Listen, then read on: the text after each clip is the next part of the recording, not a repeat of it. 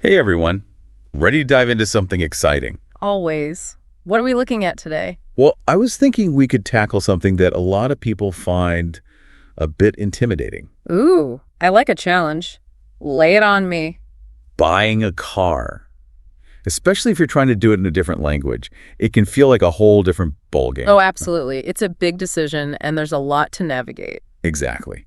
But whether you're actually about to buy a car, you're just curious about the process, or even if you just want to brush up on some useful English vocabulary. This deep dive should have you covered. Okay, so let's map out the car buying journey. Where do we even begin? Well, even before you step foot in a dealership, there's some prep work to be done. Right, you don't just walk onto a car lot and pick the shiniest one, right? Exactly. And that's where the first crucial step comes in research. Okay, so research, like, what kind of research are we talking about? Well, think of it like you're test driving different car types before you even get behind the wheel. I like that analogy. It makes sense. You wouldn't just hop into any random car without at least taking it for a spin. Exactly. So you want to explore different car types and see what fits your needs. Right, because there's so many options out there. There are. Are you thinking something economical? Maybe a fuel-efficient compact car? Or do you need something larger, like a family car with plenty of space? Oh.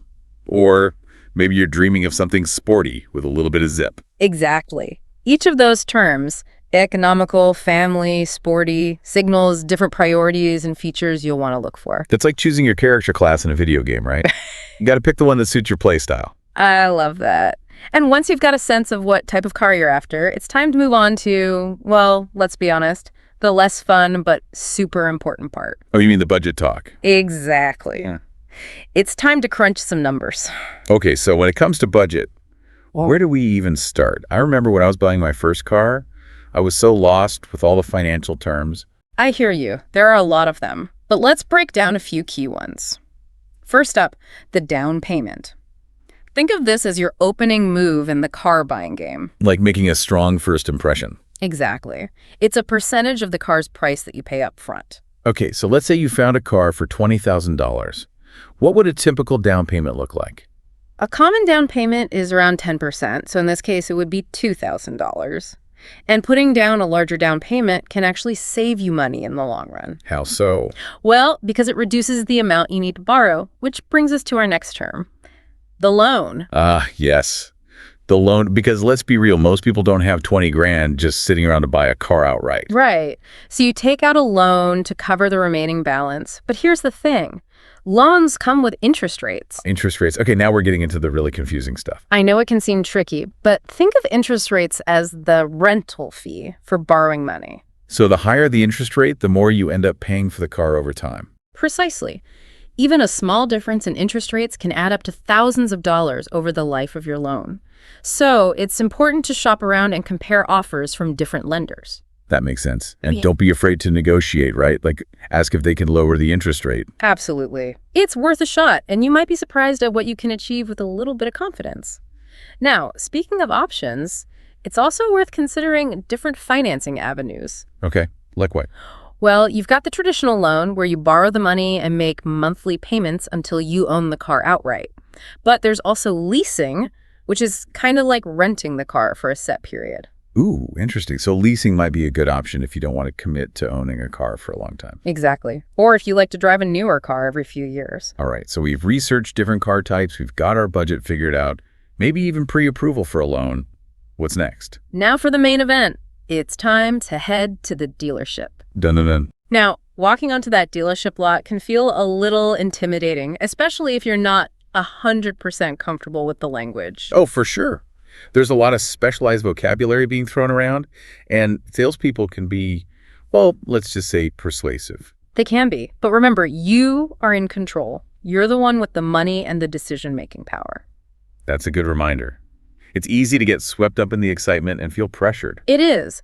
So it helps to go in with a few key phrases in your back pocket. Things like, I'm interested in learning more about, or could you tell me about the fuel efficiency of this model? Right. Or like, what kind of warranty comes with this car? Exactly. Those phrases show that you're engaged and informed. Don't be afraid to ask detailed questions, too. Like what? Well, for example, you could ask about the car's history.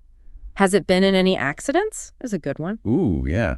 Or maybe something like, How many miles are on it? Exactly.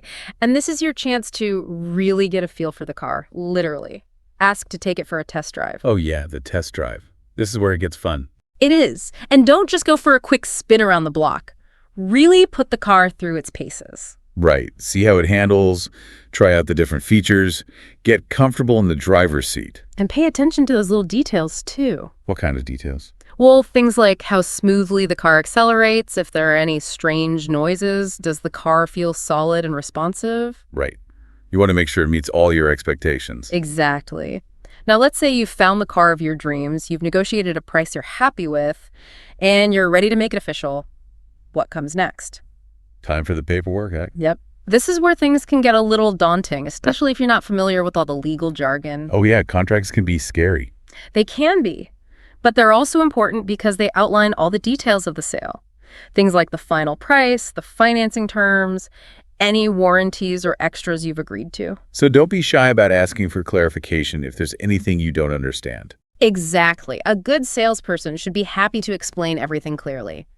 And speaking of important details, don't forget about insurance. Yes, insurance. That's crucial. You can't drive off the lot without it. Exactly.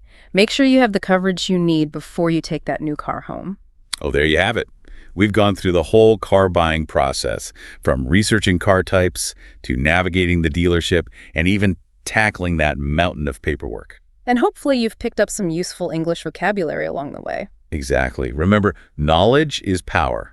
The more informed you are, the smoother and less stressful the car buying experience will be. And who knows, maybe this deep dive will inspire you to hit the open road and explore new horizons. Keep learning, keep practicing your English, and until next time. Happy driving, everyone.